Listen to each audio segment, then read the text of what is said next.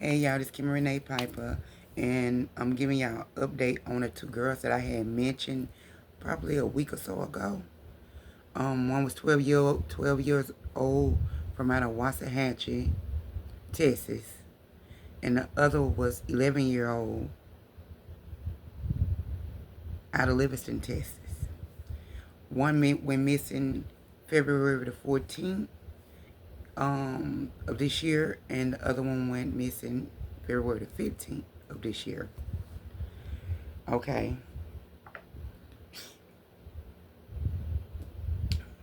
The 12-year-old name is Tanya Jackson. Homeland Security says she was found based on a tip to Waxahachie police around 9:30 a.m.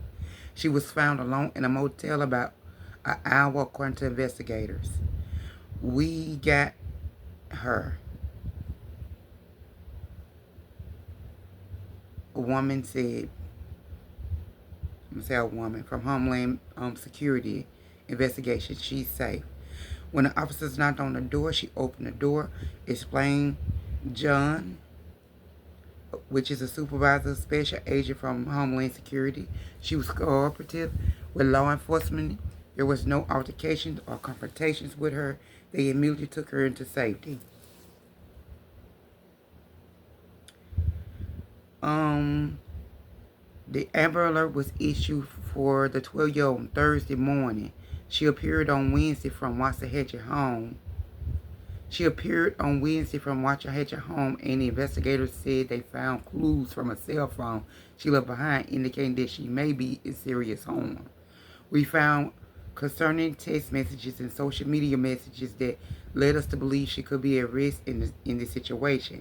And that's why we're issuing an Amber Alert as opposed to just listing her as a runaway, said Lieutenant Joshua with the Waxahachie Police Department.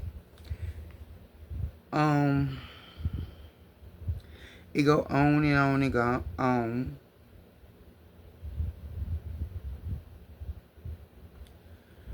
But they found her in like a Super 10 motel. She told the investigators who she was with, because I think that Super 10 was like in South Dallas and she lived in Waxahachie. So somebody transported her from where she was to South Dallas. This little girl have history of running away. It was reported that she had ran away, I believe, last year. I also had told y'all in that same video I had did, which was an attachment to Fannie Willis commentary, that she looked up a little bit older than 12 years old. I had read or heard somewhere, I'm not sure, I can't remember, that she was like on the dating apps or whatever. And she is very lucky that they found her alive. I don't want to blame her parents, because evidently somebody cared enough to report her as missing or a runaway again. So somebody's concerned for the care of her or the well-being of her. Sometimes these children have mental issues that have not been yet tapped into, but I believe they already got a clue of the mental issues that she's going through, because she has some type of mental issues, and they are dangerous mental issues. I'm not a doctor. I'm just intuitively speaking and giving my opinion. Whereas Audrey Cunningham, an 11-year-old girl, was on her way to school, and her dad's friend, they lived in a backyard in a camper, offered to take her to school that day, and she went missing.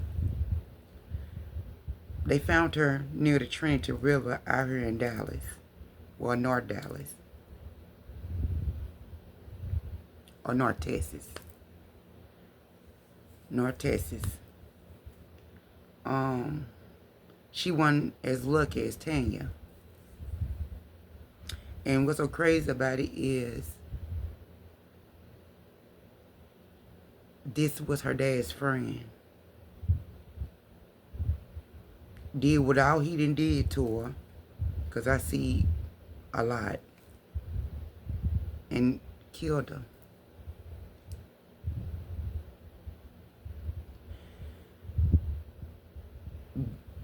Those two cases bother me a lot because these children are coming up missing, and a lot of times they're not being found. A lot of times their bodies are being found. But more than likely they leave their homes, heading to school, running errands, or some of that sort, and never show back up again, for the most part. I thought they was connected cases. I said that too because they were so, the cities were so close to each other. They're not that far apart from each other. But these was two different scenarios, two different cases, two different girls, two different ethnic groups, you name it. It's two different. I wish that Tanya family can get her the help she need because she really needs some help. She playing a dangerous game. And if y'all know like I know, whoever she was dealing with was a grown. They was grown. They was grown enough to rent their motel room. They was grown enough to transport her in their vehicle to that motel. But she's lying about her age too. And the reason why she's able to get away with lying about her age because she does look older.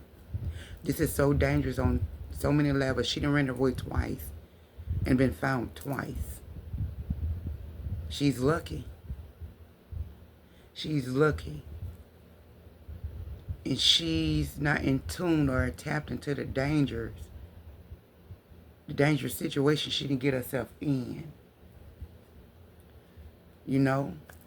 And then, on top of that, whoever it was just left her in the motel room. Didn't take her back where they got her from. Just left her there. I don't know if she, requested it or not. But she was there when the police found her. Whereas this 11-year-old never had a chance because she had a predator in her backyard the whole time. He already knew what he was going to do to that little girl. He had already plotted and planned. He did not have to do that to that baby. These are babies. These are still babies, both of them. Will the 12-year-old intentionally set herself up, or the 11-year-old didn't see the danger in this predator?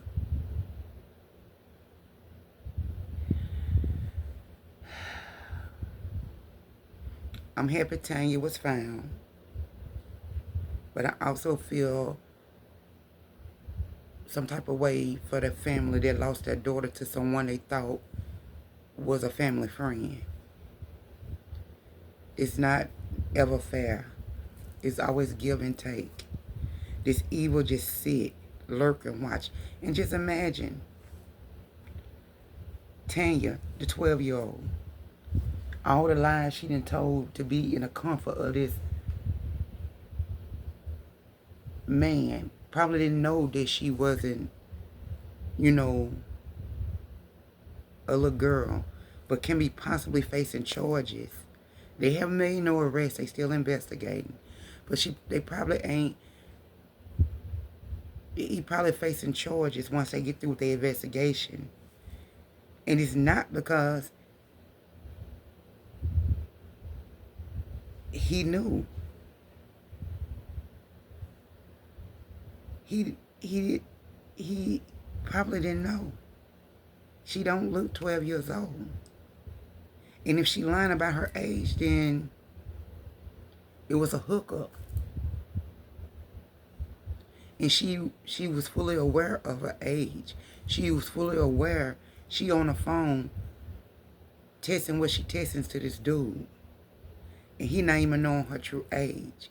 Talking like she's a grown lady.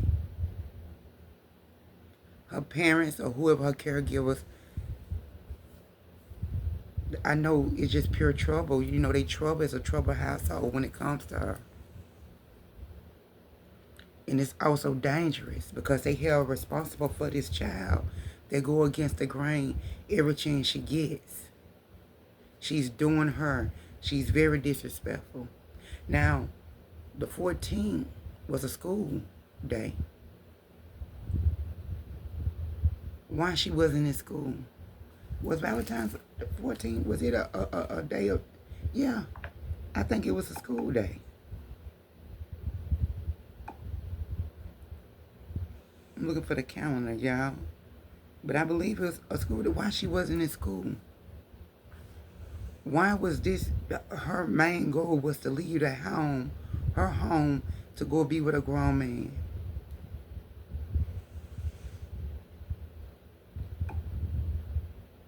The child is troubled, y'all. And it's going to take... I don't know what it's going to take for them to, like... It sounds like bipolarism, too. It really do. Because those are the signs that she's showing from what I just got from out of the article. It's showing that she might be bipolar. You know. And that's dangerous, y'all. Very dangerous.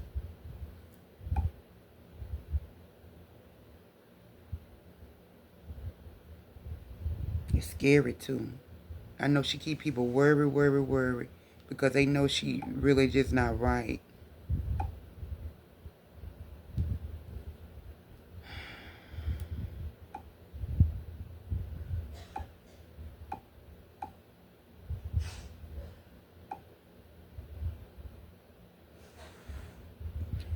Yeah, Valentine's Day was on a Wednesday. Why she wasn't in school? That's what I want to know. Probably been kicked out of school, you know. She doing a lot. And somebody is guiding her. Something is protecting her. Because they have so many children, so many amulet's per day. I just want to give y'all that update. I'm Kimmy Renee Piper. My heart goes out to the Tanya's family and Audrey's family. Audrey didn't deserve that. And Tanya really needs some type of special guidance and help. But that's what I want. That was the update, y'all. Y'all have a blessed one. Kim Renee Piper. Bye.